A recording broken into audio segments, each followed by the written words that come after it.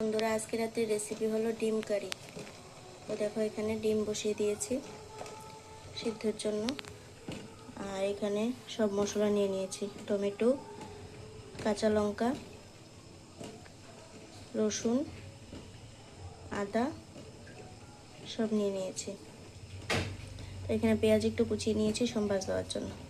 আর দেবো জিরে ধনে গুঁড়ো। তো এখানে কড়াইয়ের মধ্যে তেল দিয়ে দিলাম।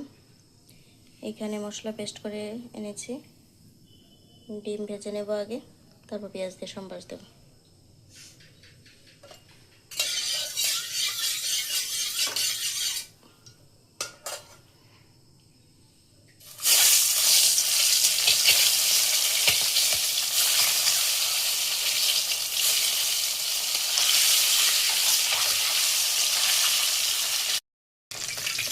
ডিমগুলি ভাজা হয়ে গেছে, তো উঠিয়ে নিয়ে দিয়ে দিলাম তেজপাতা,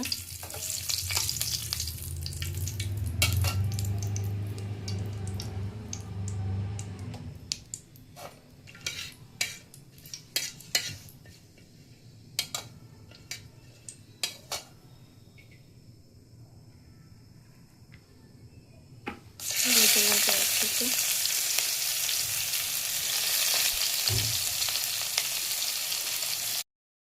তো পেঁয়াজগুলি ভাজা হয়ে যাচ্ছে, লাল হয়ে গেছে।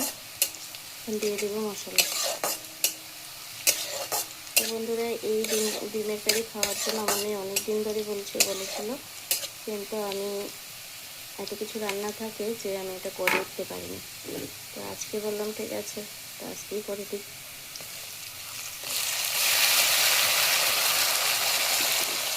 দিয়ে দিলাম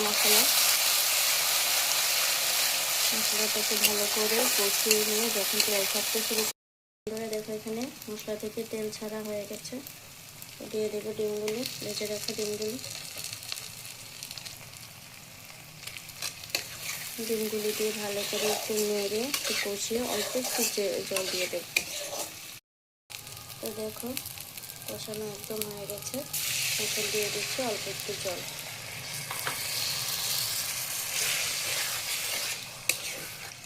জলটা দিয়ে আবার এরকমভাবেই কষিয়ে নেব। তো বন্ধুরা দেখো, আমার এই ডিম কারি রেসিপি কমপ্লিট।